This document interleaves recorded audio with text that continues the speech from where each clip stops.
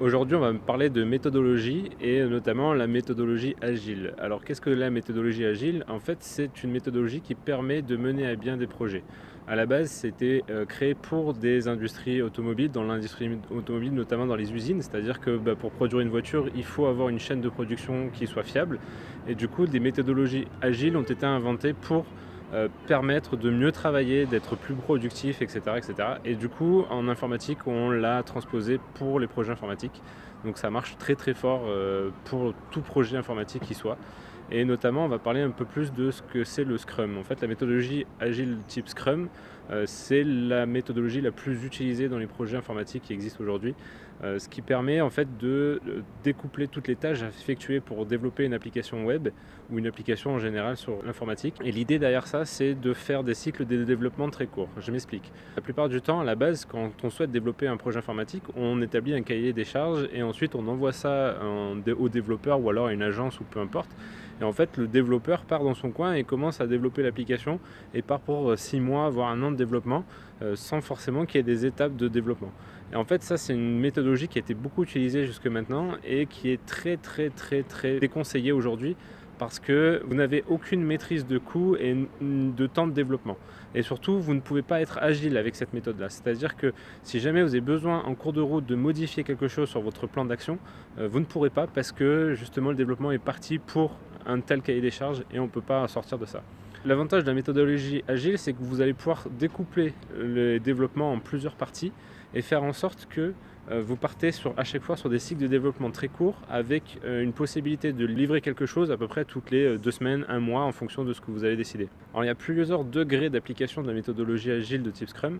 Bien évidemment, il faut se l'approprier, il faut pouvoir travailler avec, donc chacun a sa propre méthode et a son degré d'implication dans cette méthodologie, mais les bases, les voici. En fait, l'idée, c'est que vous créez un tableau, donc ça peut être une feuille de papier ou alors via des outils comme Trello, sur lesquels vous allez pouvoir créer des espèces de colonnes, où vous allez avoir une colonne qu'on appelle backlog, donc ça c'est la première colonne qu'on crée en général, et là-dedans, dans ce backlog, on va émettre absolument toutes les fonctionnalités qu'on souhaite développer dans son application. Donc c'est vraiment voilà, tout ce qui nous passe derrière la tête, il faut le mettre dans le backlog.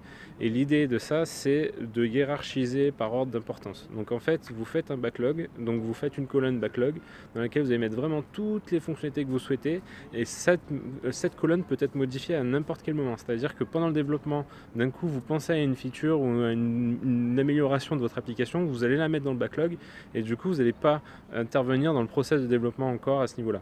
Donc le backlog doit vraiment être hiérarchisé par ordre d'importance de la tâche à développer et vous allez partir ensuite sur des cycles de développement.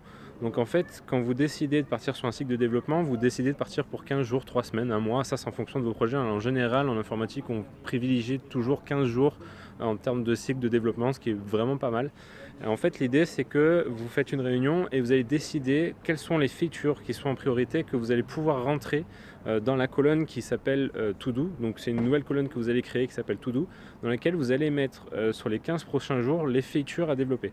Donc vous voyez que du coup, vous allez voir en fonction du degré de difficulté de réalisation de la tâche, si vous allez pouvoir l'embarquer pour le prochain, ce qu'on appelle sprint, donc le prochain cycle de développement, et vous allez décider, savoir si cette fonctionnalité peut être intégrée parce qu'il y a le temps de la faire ou pas. Et ça force aussi à découpler une tâche, une feature précise en plusieurs morceaux pour arriver à vraiment faire en sorte de découper un maximum les développements pour arriver à faire quelque chose de bien au bout des 15 jours. Donc dans la colonne des to-do, en général on se réunit, ce qu'on fait c'est qu'on choisit voilà, les features les plus importantes, et on essaie de les découper un max, c'est un travail qui doit se faire avec les développeurs, avec les designers sur des designers, etc., etc. Et chacun doit dire, eh oui, je peux faire cette tâche en 15 jours ou non, je ne peux pas la faire, et à ce moment-là il faut la découper, et qu'est-ce que je peux faire en 15 jours, et qu'est-ce qu'on... voilà, l'organisation du travail se fait comme ça. Ensuite, une fois que la colonne to do est remplie, en fait, on part sur 15 jours de développement. Donc pendant 15 jours, vous pouvez absolument rien ajouter dans cette colonne-là, ni enlever, ni modifier, ni rien du tout. Vous la laissez dans cette colonne-là. Et en fait, chacun a sa tâche pour réaliser pendant les 15 prochains jours et doit se concentrer et doit faire en sorte de pouvoir faire cette tâche. Alors en général, on crée 2 colonnes supplémentaires qu'on appelle le doing. Donc doing, c'est tout ce qui est en cours d'être fait. C'est-à-dire que si par exemple sur les 15 prochains jours, on a 3 tâches à faire, on va passer d'abord la première tâche qu'on est en train de faire dans le doing et ensuite on la développe et une fois qu'elle est finie, on crée encore une autre colonne qui va être done, dans laquelle on va mettre les tâches qu'on a fini de réaliser en cours de développement. Donc vous voyez qu'à chaque fois, chaque tâche va avancer de colonne en colonne au fur et à mesure qu'elle est réalisée. Chacun qui est responsable de cette tâche, c'est à lui d'aller modifier ce champ d'action et de le mettre en doing et de le mettre en done, etc. etc. Une fois qu'on a fini les 15 jours de développement, en fait l'idée c'est de faire un point sur l'état d'avancement. L'état d'avancement, on peut savoir si on a réussi à réaliser toutes les tâches ou pas. Et si on a réussi à les réaliser, à ce moment-là, eh ben, on va mettre toutes ces tâches dans une colonne to verify par exemple, donc qui va permettre de tester toutes ces fonctionnalités qui sont intégrées. Et là, de là, quelqu'un va tester donc chacune des tâches et va décider si effectivement elle est acceptée à ce moment-là, on va l'archiver, on va la mettre à terminated. Si on l'a pas, si elle n'est pas correcte et que il y a un bug ou quoi que ce soit, elle va repartir dans le backlog qui fait qu'on va dire voilà, celle-là il va falloir qu'on la priorise, c'est-à-dire que s'il y a un bug là-dessus, on va la mettre dans la backlog, on va revenir dessus par la suite pour corriger éventuellement les problèmes qu'il y a liés à cette tâche. Donc vous voyez, le cycle de développement part comme ça. Donc on part du backlog où là-dedans on peut le modifier à n'importe quel moment. Une fois toutes les 2 semaines ou tous les mois ou toutes les semaines en fonction de ce que vous avez besoin, vous mettez toutes les tâches dans To Do, donc toutes les tâches qui sont à faire pour les 15 prochains jours, donc votre prochain sprint, votre prochain cycle de développement. Et ensuite chacun manage sa tâche pour la mettre dans les colonnes correspondantes. Ensuite elle part en vérification et en fonction de la vérification, soit elle est terminée, soit elle retourne au backlog. Donc vous voyez, c'est vraiment un cycle de développement comme ça qui tourne et qui va sans cesse arrêter. Alors l'avantage c'est que si jamais vous avez besoin de modifier en cours de développement des fonctionnalités, la façon dont ça doit fonctionner, ou si vous voulez modifier une tâche ou quoi que ce soit, vous pouvez le prioriser dans le backlog et faire en sorte que du coup dans le prochain cycle de développement on va pouvoir intégrer cette tâche là à prioriser, à faire en absolu, ou alors modifier une tâche qui est déjà prévue auparavant, quelqu'un peut la modifier à n'importe quel moment. Donc vous voyez qu'il y a vraiment une séparation entre ce qui est décidé de faire et les développements, parce que comme ça les développements sont figés et les développeurs restent concentrés sur une des tâches et on ne va pas aller le perturber pendant les 15 jours de développement pour ajouter de nouvelles features, pour demander une modification, etc. Alors bien évidemment, il arrive que parfois, si on a une application qui est en production, c'est compliqué de faire en sorte de laisser le développeur tranquille, parce qu'on a besoin des fois d'intervenir très rapidement sur un problème qui est actuellement sur le serveur de production. Donc forcément, on va venir déranger le développeur pour qu'il fasse ses tâches en priorité. Mais voilà, l'idée c'est vraiment d'essayer de respecter ces cycles de développement et ce mode de fonctionnement, parce que c'est quelque chose qui est très important. Après, vous pouvez aller encore plus loin dans la méthodologie Scrum, où l'idéal c'est aussi de faire un point tous les jours, c'est-à-dire que tous les jours, à chaque fois que vous commencez une nouvelle journée, vous faites un quart d'heure, une demi-heure, où chacun va dire qu'est-ce qu'il a fait hier, qu'est-ce qu'il fait aujourd'hui. Comme ça permet de voir quels sont les points de blocage par rapport au développement qui est en cours et savoir s'il faut éventuellement revoir un peu les to-do à faire parce que c'est trop long ou il y a vraiment un gros point de blocage. Et c'est vrai que ça c'est important aussi de faire des petits points toutes les demi-heures ou quart d'heure à chaque début de journée pour faire vraiment un point d'état d'avancement jour par jour pour vraiment suivre le développement. Donc vous voyez que cette méthodologie-là, je trouve qu'elle est vraiment importante à mettre en place. Nous, dans nos startups, on l'a mise en place. Par contre, on ne respecte pas tous ces standards qui sont, par exemple, une réunion tous les matins parce qu'on peut pas, on n'a pas la possibilité de le faire maintenant. Mais bien évidemment, on pense le faire plus tard. Mais ça ne nous empêche pas déjà d'avoir des backlogs sur plusieurs fonctionnalités différentes sur lesquelles on va rentrer des features qu'on souhaite développer par la suite et ensuite de partir dans des cycles de développement qu'on va décider à chaque fois, mois par mois par exemple, à chaque fois de développer certaines features et d'avoir un suivi complet de là où on en est en termes de développement.